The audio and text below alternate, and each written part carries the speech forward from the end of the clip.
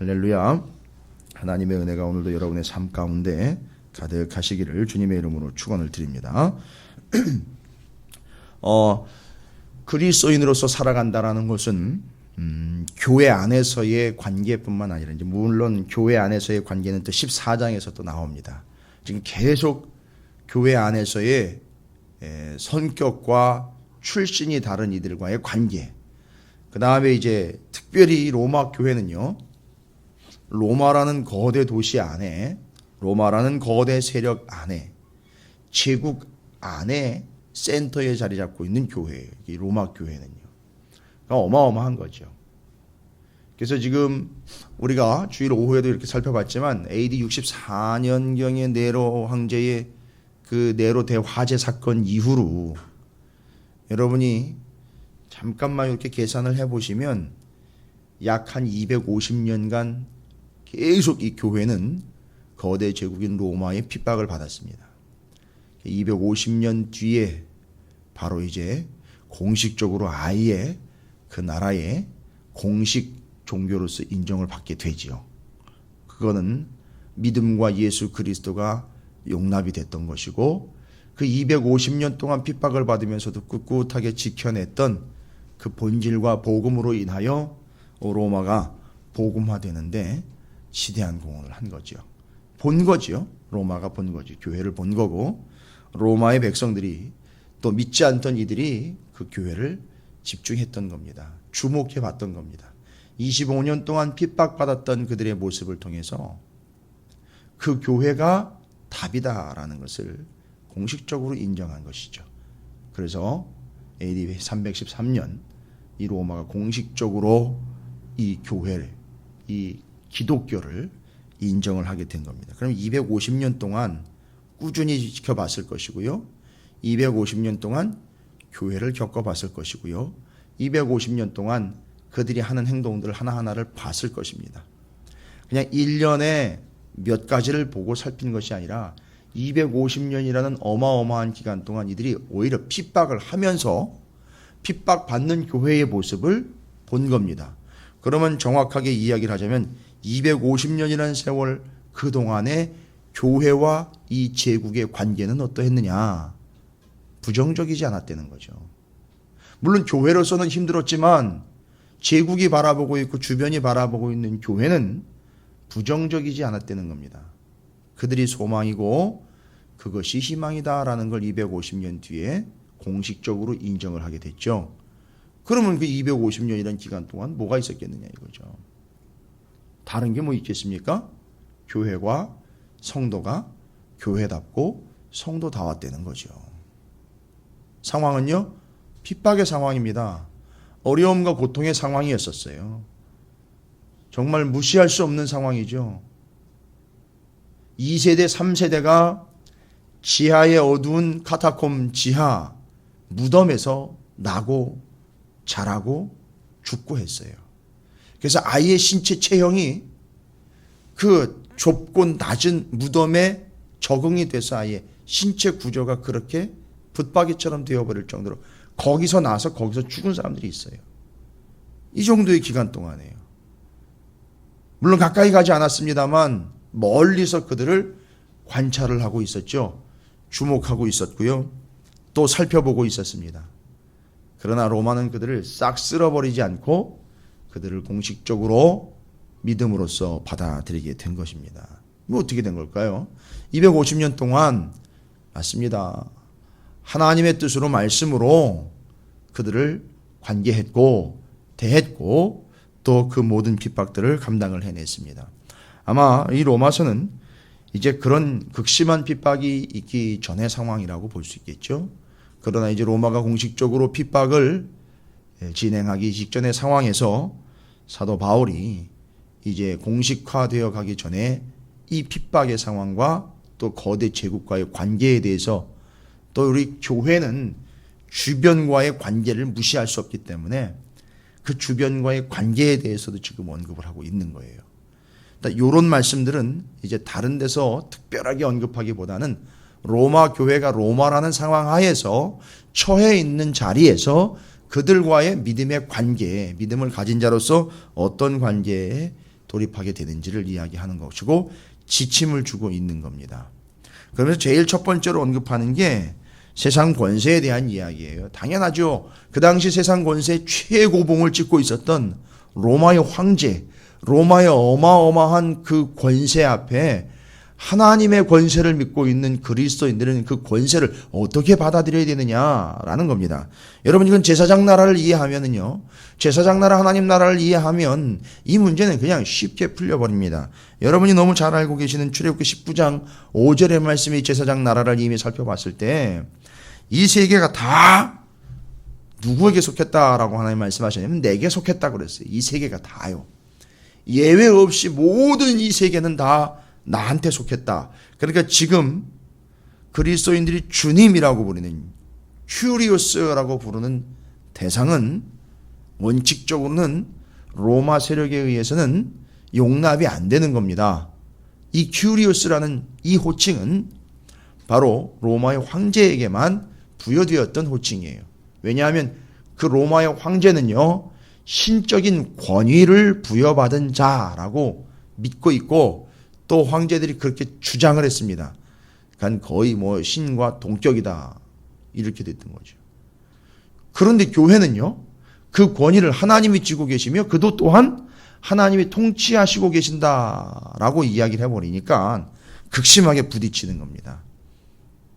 자, 그래서 이런 상황 가운데에서 사도 바울이 로마 교회의 성도들에게 분명하고 아주 명확하게 이야기합니다. 자, 이 하나님 나라, 제사장 나라 컨셉을 알고 있는 여러분, 이 모든 권세, 이 권력은 두말할 필요 없이 하나님으로부터 온 겁니다. 이거 받아들이기가 힘들다는 거죠. 저 로마의 저 말도 안 되는 저 짓거리를 하고 있는 저 패역한 왕들, 그 권세도 하나님으로부터 온 겁니까? 맞아요. 그 사람이 하나님으로부터 온 게 아니고요, 그 권세가요, 그 권세라는 본질은 하나님으로부터 온 거라는 거죠. 왜요? 온 세계가 다 하나님께 속했으니까요. 온 세계가 다 하나님께 속해 있으니 하나님의 지배를 받고 있는 겁니다. 그 구조로 따지면 그 권세는 바로 하나님으로부터 온 거라는 거죠. 그러니까 그 권세는 부정하지 말고 받아들이려는 겁니다. 시끄럽지 않게 조용조용히 가자 이런 얘기가 아니에요. 본질적으로 이제 해결을 해야 되는 거죠. 그래서 세상의 권력, 또 이 세상의 권위에 대한 이야기가 지금 언급이 되고 있지 않습니까? 이 권위는 하나님으로부터 왔다. 그 사람이 하나님으로부터 온 것이 아닌 그 권위와 권력이 하나님으로부터 왔다. 지금 그가 하나님의 다스림을 받고 있는 중인데 어떤 스타일로요? 그가 부여받은 권위를 가지고 이 세상을 통치하는 이 모양의 구조를 통하여 하나님의 다스림과 지배를 받고 있고, 그 권위는 곧 하나님에게 속해 있는 것이니 여러분이 이 권위는 절대 무시하지 마십시오. 자, 왜냐? 이 권위를 무시하면 중요한 문제가 발생이 되는데, 이 하나님이 다 부여해 주신 권위를 무시하게 되면, 여러분 맨 뒤에 11절부터 14절에 구원의 때가 가까워졌다라고 언급하죠. 지금 요 세 개의 덩어리인 단락들이 다 연결이 되는 건데, 이 권위를 무시하고 살면요, 언제 문제가 되느냐 하면은요, 지금 문제가 되는 게 아니에요. 지금은 물론 권위를 무시하면 로마가 가만히 있을 리 없죠. 그렇죠? 그럼 또 어떻게 합니까? 또 그 권위에 대항을 하겠지요. 그 소위 말하면 뭐 쿠데타라든지 거저항 세력이 돼가지고선 제국에 반항하는 세력이 되겠죠. 뭐 그렇게 살아가겠지요. 근데 더 심각한 문제는 뭐냐면 우리 성도들에게 있어요. 이 권위를 무시하게 되면 11절부터 14절에 언급하면 마지막 때에 문제가 생겨요. 무슨 얘기인지 아시겠습니까? 이 권위로 이 유일무이한 이 권위, 최고의 권위로서 마지막 때 주님이 오십니다. 그럼 지금 그 권위를 인정하지 않으면 마지막 때 주님이 오셨을 때 그 권위 앞에서도 우리가 할 말이 없어지거나 우리가 그 권위를 받아들이지 못하는 상태가 될 수 있기 때문에 이건 심각한 겁니다. 그러니까 지금 하나님의 권위를 온전히 인정하고 받아들이려는 겁니다. 자, 그래서 특별히 로마의 거대 제국하에 그 권력의 지배를 받고 있는 지금 현 상황에서 온 세상은 혹시 착각을 할 수 있죠. 뭐라고 착각합니까? 이 어마어마한 권력을 보면서 뭐라고 생각을 할까요? 야, 인간 권력의 최고봉은 저 황제로구나. 그리고 또 그가 막 휘두르고 있는 권력을 보면서 또 착각을 합니다. 사람들이. 이야, 저 권력은 영원한구나. 예, 제국이여 영원하라. 이 모토들을 세운 거 아닙니까? 이게 착각합니다. 이야, 사람의 권력 중에 이 황제의 권력이 최고로구나. 이 최고의 권력이 영원할 것 같다. 이런 착각을 가지고 살고 있습니다. 이제 그걸 지적합니다. 그런데 이게 누구로부터 왔느냐면 하나님으로부터 왔다는 거죠. 제사장 나라를 이해하지 못하면 정리가 안 되는 내용이에요. 그래서 온 세계가 다 내게 속했다. 하나님에게 속한 권세 아래에 있다. 누구의 권세로냐? 온통 관심은 이 세상이 그 권세가 어디로부터 왔느냐? 누구의 힘이냐? 이걸 따지죠. 누구의 권세냐? 자, 이 모든 권세는 정답을 딱 이야기합니다. 하나님으로부터 왔다. 이거는 우리의 동의를 구하는 내용이 아닙니다. 하나님이 그에게 부여해 주신 거. 여러분, 바벨론의 느부갓네살 왕에게 그 어마어마한 권세, 이스라엘을, 남유다를, 예루살렘을 멸망시킬 권세를 누가 준 겁니까? 스스로 챙긴 것이 아니에요. 하나님이 주셨기 때문에 가서 부술 수 있었던 거예요. 그러니까 이 구약의 역사들과 이 말씀의 역사들을 모르면 이 개념은 튕겨져 나가는 겁니다. 자꾸 이해 안 되고 받아들이기 힘들어지는 거예요. 마치 망한 예루살렘의 백성들이 바벨론에게 항복하고 그 권위, 그 권력을 받아들이라는 예레미야의 말씀을 받아들일 수 없는 것처럼 그것이 하나님이 시킨 것이고 하나님의 권위라는 것을 인정하지 않으면 다 못 받아들이는 거예요. 나도 나름대로 할 수 있다는 거죠. 나도 나름대로 좀 방법을 찾아보겠다. 더 센 세력을 한번 내가 찾아서 그와 연합해 보겠다. 이런 거죠. 그러니까 예루살렘, 곧 남유다, 이스라엘이 했던 짓이 바로 그 짓 아닙니까? 더 센 권세와 권위가 누구인가를 찾아다녔던 거 아닙니까? 이 센 나라가 쳐들어올 때. 자, 이런 식인 거예요. 그러니까 거꾸로 이제 여기서 한번 보십시오. 이렇게 거꾸로 그 구약의 역사를 보면 왜 그런 어리석은 짓을 했는가? 모든 권세가 하나님으로부터 왔다라는 걸 받아들이지 않고 그 권세를 통하여 하나님의 일을 이루시는 것들을 보지 못했기 때문에 남유다가 끝까지 그렇게 저항을 한 것이고 그들 북이스라엘과 남유다는 왜 그렇게 망했습니까? 그 더 큰 권세, 더 큰 세력이 누구인지를 이 땅에서 찾으려고 혈안이 되다 보니 그 세력은 다 하나님 하에 있으니 망할 때 같이 망하는 것이고 넘어질 때 같이 넘어진다는 얘기예요. 자, 이것에서 우리는 이제 중요한 사실을 하나 정리를 합니다. 여러분, 권위는 하나님으로부터 온 거예요. 그렇죠? 제가 일전에도 이 로마서 말씀을 잘못 악용하는 자들이 있어요. 요 구절을요. 모든 권세는 하늘로부터 왔다. 그래서 하나님의 권위이니 정치의 지도자들이 명령하는 것은 반드시 받아들여야 된다. 자, 요런 식으로 이용하는 자들의 이야기는 들으실 필요 없습니다. 요건 뭐냐 하면 요 구절을 그렇게 이용하는 자들이 있어요. 그걸 자기네 권력을 합리화시키는데 이용해 먹는 자들이 있습니다. 실제로 우리나라 역사에도 있었어요. 요 구절을 갖다가 그것도 교회 다닌다는 인자가 하나님의 말씀을 자기 권력을 옹호하려고 공식적인 석상에서 이 이야기를 인용을 해가지고요. 내 얘기 들어 이렇게 써먹은 이들이 있었습니다. 자, 그런 식으로 이용하는 자들은요. 제가 구분을 해드리면 될 거예요. 여기 나와 있는 거죠. 뭐. 여러분이 구분하셔야 되는 권위하고 권위주의하고는 구분을 하셔야 돼요. 권위는 하나님으로부터 온 건데 그 하나님으로부터 온 권위를 자신의 이익을 위하여 합리화시키고 이용하려고 하는 자들 있지 않습니까? 그건 권위주의가 되는 거예요. 그러니까 지금까지 문제가 됐던 게 뭐냐 하면 권위 때문에 문제된 것이 아니라 그놈의 권위주의 때문에 문제가 된 거예요. 그래서 권위주의는 사람으로부터 비롯된 것이기 때문에 인정하지 않으려고 하는 거예요. 그건 하나님도 인정하지 않습니다. 왜요? 권위주의를 가진 자들의 특징이 뭡니까? 하나님도 무시해요. 그러니까 천상천하 유아 독존이에요. 권위주의의 특징이 그겁니다. 세상에 자기가 최고인 줄 알고요. 세상에 자기 것이 최고이고 자기가 제일 잘난 줄 알고 있어요. 이 권위주의의 특징은 바로 그겁니다. 그리고 자기를 만들려고 합니다. 그렇게. 그러나 권위하고 권위주의를 분명히 구분하자는 얘기입니다. 여러분, 권위주의는 무너져도요. 별 문제 안 됩니다. 그러나 권위가 무너지면 끝나는 거예요. 그 가정에서 아버지의 권위가 무너지면요. 끝나는 겁니다. 교회에서 담임 목사의 권위가 무너지면 끝나는 거예요. 나라에서 대통령의 권위가 무너지면 끝나는 겁니다.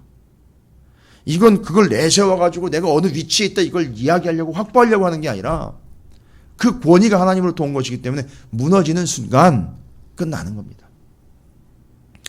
학교에서 선생님의 권위가 무너지면 끝나는 거예요.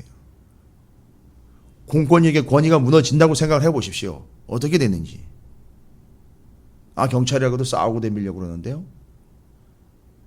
군인이 늘 휴대하는 그 총, 나도 휴대할 수 있어 하면서 덤비는데요. 어떻게 될까요? 일대 혼란이 오겠죠. 권위라는 것은 그래서 반드시 지켜져야 되는 겁니다. 그것도 우리는 믿는 자들에게는요, 명확한 믿음이죠. 하나님으로부터 왔습니다. 자, 하나님이요, 이 권위에 대해서 합리화시키려고 하시는 게 아니라 참 기가 막히게 이걸 장치로 쓰시고 계신다는 걸 알 수 있어요. 무슨 얘기냐면 오늘 4절에 보니까 그는 하나님의 사역자가 되어 라고 이야기하고 있어요. 그렇죠. 하나님의 사역자가 되고 있습니다. 앞서 3절부터 4절을 쭉 정리를 하면서요, 6절, 7절까지 이 이야기들이 계속되고 있는데 3절에 다스리는 자들은 선한 일에 대하여 두려움이 되지 않고 악한 일에 대하여 되나니 내가 권세를 두려워하지 아니하려느냐. 선을 행하라. 그러면 그에게 칭찬을 받으리라. 칭찬 받으려고 하는 게 아니고요. 이 권위와 여기 기록된 대로 이 권세들은요, 두려움의 대상이 될 수가 있어요. 왜냐하면요, 누구에게 이게 두려움이 될 수 있죠? 이 권위가 악한 일을 하는 자들에게는 두려움이 될 수 있어요. 그러니까 이건 제도적으로 장치적으로 무엇을 이끌어냅니까? 선한 일을 이끌어낼 수 있어요. 그러니까 여기서 악과 여기서 선이라는 것은 제도상 우리가 하나님의 뜻에 합당한 것뿐만 아니라 이 사회에도 유익할 수 있는 것, 그걸 이야기하는 건데, 그 권위 때문에 우리는 악한 일을 하게 될 경우에 권위와 세상의 장치들이 작동을 하게 되니까 그걸 두려워하죠. 그럼 우리는 악한 일을 하지 않게 되는 거예요. 자, 그런 측면에서 4절에 그는 하나님의 사역자가 되어 하나님이 부리는 자가 되어서 그걸 조종하고 조절하고 유지하는 시스템과 체계가 된다는 거죠. 그러나 더 중요한 건 뭡니까? 그리스도인들은요, 그게 두렵거나 그것이 무서워서 악한 일을 하지 않고 선한 일을 추구하는 것이 아니라 우리는 근본적으로 그것을 초월하고 있는데, 여기 이야기하고 있는 게 바로 그겁니다. 우리는, 그리스도인과 교회는요, 복종하지 않을 수 없는데 우리가 근본적으로 복종하고 따르는 것은 뭡니까? 5절에 그러므로 복종하지 아니할 수 없으니 진노 때문이 할 것이 아니라 세상 권리와 세상 권세 권력의 두려움과 명확함 때문에, 무서움 때문에, 악한 일 하면 잡혀간다 이런 개념 때문에 이걸 안 하는 게 아니고, 우리 그리스도인들은요, 교회는요, 믿음의 양심을 따라 하게 한다는 거죠. 그래서 우리는 그걸 초월해서 법이 정하는 바나 권력이 정하는 바를 넘어서 신앙의 양심을 따라 우리는 하게 되어 있다라는 걸 이야기하는 거예요. 여러분에게서 하나님께서는 세상 권력에 복종하는 걸 보고 따지시는 게 아니라 기본적으로 그건 받아주고, 우리는 더요 초월의 하나님의 믿음의 양심, 신앙의 양심을 따라 원하고 요구하는 것 그 이상을 감당을 할 수 있고, 여러분이 양심이라는 거는요, 요 구조로 따진다면 누구의 권력 아래에 있는 겁니까? 누구의 권세 아래에 있는 거죠? 하나님의 권세 아래에 있는 거예요. 이렇게 정리가 되는 겁니다. 세상의 권세 아래에 있을 때에는요, 내가 이 짓을 하면 이건 처벌을 받는 거구나, 두려움이죠. 그래서 그걸 안 하게 되지만, 하나님의 권세 아래에 있는 이들은요, 신앙의 양심상 이건 하나님이 싫어하시는 일이야 해서 진짜 하나님이 좋아하시는 일, 선, 하나님이 싫어하시는 일, 악으로 나누어 양심, 믿음의 신앙의 양심으로 하나님의 권세를 이루어내는 그리스도인들의 삶이 될 수 있다는 거죠. 그래서 그걸 정리를 하는 겁니다. 아주 본문이요, 체계적이고요, 아주 기가 막힙니다. 사도 바울이 다 아우르면서 정리를 하고 있어요. 결론은 양심이요, 그건 하나님의 권세를 따르는 법, 이게 되고 있어요. 그래서 6절, 7절은 좀 시간이 여유가 있으면 이제 본문을 좀 나누면서 말씀을 드리겠지만, 꼭 여러분께서 복음서에서도 보셨던 것지만 이 돈을 가지고 와서 예수님을 시험하려고 했던 이들이 물었던 것. 가이사에게 세금을 바치는 것이 옳으니까 돈 좀 더 줘봐라 그랬더니만 돈을 드렸죠. 예수님에게. 예수님이 돈을 쫙 줬더니만 거기 누가 새겨져 있느냐. 황제의 형상이 새겨져 있죠. 잘 보시면 예수님이요 아주 빼도 박도 못하게 그들을 그냥 얽어매신 거예요. 뭔 얘기입니까? 유대인들은요 지금 그 질문을 하는 사람이나 누구든지 유대인들은 어떤 형상이라도 몸에 지녀서는 안 되는 거죠. 그건 우상이니까요. 그건 법이에요. 그런데 그들이 예수님을 시험하려고 했다고 질문을 딱 던졌다고 해놓고는 자기가 올무에 걸린 게 뭐냐면 야, 그 돈 좀 줘봐라 이랬는데 그걸 드렸어요. 예수님께. 그러면 지금 돈을 가지고 다니고 있었다는 얘기지 않습니까? 그럼 거기 누가 새겨져 있죠? 황제의 형상이 새겨져 있습니다. 그것도 원래는 법에 의하면 안 되는 거예요. 왜요? 그건 형상이기 때문에. 소위 말하면 우상의 형상이기 때문에 그것조차도 가지고 다니면 안 되는 건데 가지고 다니고 있는 거예요. 이유는요? 어쩔 수 없이라고 이야기하겠지만 돈 때문인 거잖아요. 결론은. 근데 그걸 정확하게 찔러서 야 너는 지금 이런 형상조차도 가지고 다니지 말아야 되는데 너는 가지고 다니. 너 일단 1차 위배. 그 다음에 이거 우리가 가이사에게 세금 내는 게 맞습니까? 예수님이 뭐라고 얘기를 했어요? 거기 누가 새겨져 있느냐? 가이사입니다. 그래서 가이사의 것은 가이사에게, 하나님의 것은 하나님에게. 뭔 얘기죠? 가이사의 것은 분명히 나와 있으니까, 거기 새겨져 있으니까 그건 가이사한테 주는 거예요. 이게 세금 나와 있는 내용들 주면 되죠. 하나님의 것은 뭐예요? 동전에는 가이사의 형상이 새겨져 있죠. 하나님의 것에는 하나님의 형상이 새겨져 있어야 되겠죠. 그렇죠. 그 논리대로면 하나님의 형상이 새겨져 있어야 됩니다. 그럼 하나님의 것이 뭐가 되는 거죠? 창세기를 보시면 바로 우리가 하나님의 형상으로 지음을 받은 자들. 그러니까 우리 안에는 누구의 형상이 있어요? 그렇죠. 우리를 드려야 되는 거예요. 하나님의 것은 하나님께 나를 드리는 거예요. 어떻게 드려요? 그 말씀 여기 이대로라면 양심으로서 하나님의 법으로서 그냥 따라 사는 게 드리는 거 아닙니까? 정리가 다 돼버리는 거죠. 그래서 그거랑 연결해서 6절, 7절까지 딱 정리가 돼버리면 세상 권력, 하나님의 권위, 양심, 우리의 형상 다 정리가 되면서 이 문제는 깨끗하게 정리가 되는 겁니다. 이걸 했기 때문에 250년 동안 오해받지 않고 틀어지지 않고 250년 뒤에 기독교가 공인이 될 수 있었던 거예요. 어쨌든지 간에 뭐 정치적인 뭐가 있었든지 어쨌든지 간에 그런 근거가 없다면 교회를 공식으로 인정해 줄 수 있는 근거는 없어요. 그만한 수준이 됐기 때문에 핍박도 받았지만 그만한 수준이 됐기 때문에 인정도 받은 거예요. 이건 뭐 부인할 수 없는 사실입니다. 그래서 이 권위와 권력에 대한 이야기가 이렇게 정리가 됩니다. 여러분 그런데요. 뭐 법에 해라 하지 말아라. 주로 이제 세상의 법은 어떤 개념들로 자꾸 정리를 합니까? 해야 된다라는 것보다는 하면 안 된다. 이렇게 하면 이런 벌이 있다. 이런 식으로 자꾸 규정을 하지 않습니까? 지금 세상 법이 그래요. 그렇죠. 그러나 우리 그리스도인들에게는 아까 그 세상의 권세, 권위, 권력을 두려워 따르는 것이 아니라 그 권위를 부여받고 권위를 부여해 주신 하나님을 따르는 우리에겐 뭘 따라서 이제 움직인다 그랬죠? 양심이라 그랬잖아요. 그게 하나님의 권위를 인정하는 거라 그랬지 않습니까? 그러니까 우리는 지금 세상이 하지 말아야 된다라는 걸 따라가는 게 아니라 하나님이 해야 한다라는 걸 따라가는데 결국 이게 뭐냐 하면 하지 말 걸 골라서 안 하는 스타일의 소극적인 삶이 아니라 해야 할 것을 하는 삶으로 적극적으로 세상의 법과 세상의 해균을 완성을 해냅니다. 그게 바로 뭐냐 하면 사랑이라는 거예요. 하나님 사랑, 이웃 사랑으로 이웃을 사랑해버리는 것이 하지 말 것 왜 자꾸 하느냐라고 두려우게 만들고 시끄럽게 만들어버리는 개념이 아니라 세상이 하지 말라는 것, 세상이 하라 하는 그것을 초월을 하여 사랑하는 것, 바로 그것이 그 완벽하게 율법과 계명들을 완성해내고 심지어는 세상의 권위, 그들로부터 오는 세상의 법규도 완성을 해내는 초월적인 개념이 된다는 거죠. 여러분 이게 250년 동안 세상에 본 거예요.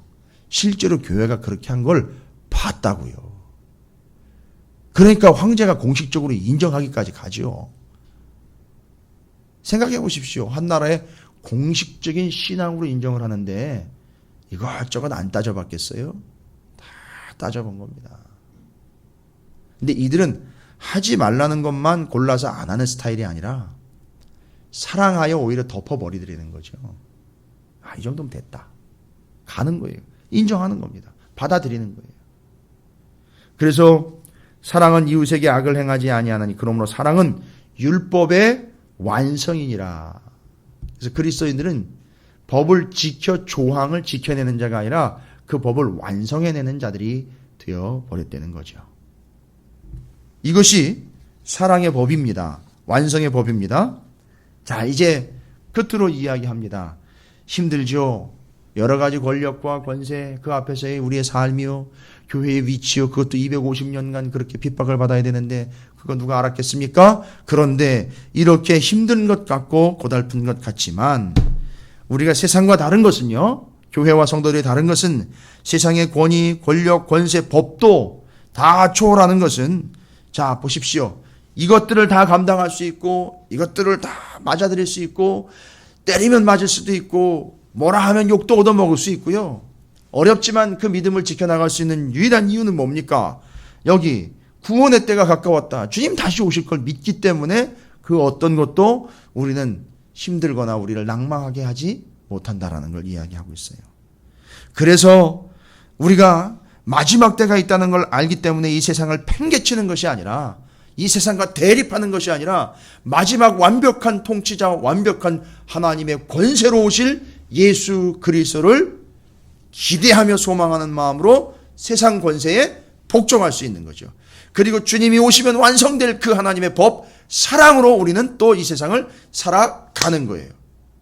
여러분, 이게 이렇게 연결이 되십니까? 세상 권세를 온전히 받아들입니다. 그 율법뿐만 아니라 그를 완성해냅니다. 사랑으로요. 보십시오. 권세의 복종, 사랑으로 완성. 그 두 가지가 합쳐져서 그 권세로 오시고 사랑이요 구원으로 오신 예수 그리스도가 장차 오실 것이기 때문에 우리는 그걸 믿고 기대함으로 그 어떤 세력들도 우리는 그가 두려워가 아니라 주님이 오실 걸 기대하면서 준비하면서 복종할 수 있는 것이고 사랑으로 덮을 수 있는 것이고 주님이 오시면 다 완성이 되어버린다는 거예요. 우린 이걸 믿기 때문에 가능한 거예요. 그러니까 이게 믿겨지지 않으면 여기서 승부 보겠다 이거예요. 이 주님이 다시 오시는 게 믿겨지지 않으면 난 여기서 결판 내겠다 이거예요. 네가 센지 내가 센지. 그렇죠. 그러나 주님이 오실 걸 믿는, 그때가 가까웠다는 걸 믿는 이들은요, 당연하지요. 시키지 않아도 그때를 미리 사는 거죠. 자, 보세요. 그게 뭐예요? 앞에서 나온 거죠. 현 세대를 본받지 말고 다가올 세대를 준비하고 있는 거예요. 다가올 세대를 관전 포인트로 잡고 있는 거예요. 다가올 세대의 개념으로 살아가고 있는 거예요. 현 세대를요. 이게 11절부터 14절에 또한 너희가 이 시기를 알거니와 자다가 깰 때가 벌써 되었으니 이는 이제 우리의 구원이 처음 믿을 때보다 가까웠습니다. 그러니까 우리는요, 목적이 뭡니까? 구원이에요. 구원입니다. 성공이 아니에요. 제도와 권력과 권위와 시스템 안에서 성공 승승장구가 아니라 구원이라는 거예요. 밤이 깊고 낮에 가까웠으니 그러므로 우리가 어둠의 일을 벗고 빛의 갑옷을 입자. 낮에와 같이 단정히 행하고 방탕하거나 술 취하지 말며 음란하거나 호색하지 말며 다투거나 시기하지 말고, 이건 법으로도 정한 바일 수 있어요. 그러나 우리는 주님이 오실 걸 믿기에 이런 거 아예 근처도 안 가는 거죠. 아예 하지 않는 거죠. 자원해서요. 오직 주 예수 그리스도로 옷 입고 정욕을 위하여 육신의 일을 도모하지 말라. 14절이요. 로마의 법에 이 이야기가 기록이 되어 있습니까? 아니요. 로마의 권력이 이걸 이야기합니까? 아니요. 그 권위를 부여해 주신 하나님이 원하시는 바 다시 오실 그분을 위하여 그분을 의식하면서 우리는 그 법을 초월하여 완성하며 이렇게 살아간다는 겁니다. 여러분 잊지 마십시오. 이것이 이 세상을 살아가고 있는 그리스도인들의 로마 시대의 당시의 법이었고 방식이었습니다. 오늘을 살아가는 우리 모두가 다 그때와 다르다 하지 않겠습니다. 오늘 이 모습을 보면서 하나님께서 우리에게 말씀하신 13장의 내용을 통해 다가올 주님을 기대하며 소망하며 의식한다면 오직 우리 구주 예수 그리스도로 옷 입고 정력을 위하여 육신의 일을 도모하지 않게 되는 것, 사랑으로 완성하게 되는 것, 모든 권위가 예수 하나님으로부터 왔다라는 사실을 믿음으로 우리의 양심을 따라 양심에 순종하는, 양심을 따른다는 것, 곧 하나님의 권위를 인정한다라는 사실이니 여러분이 바로 그러한 삶을 살아내시기를 주님의 이름으로 축원을 드립니다.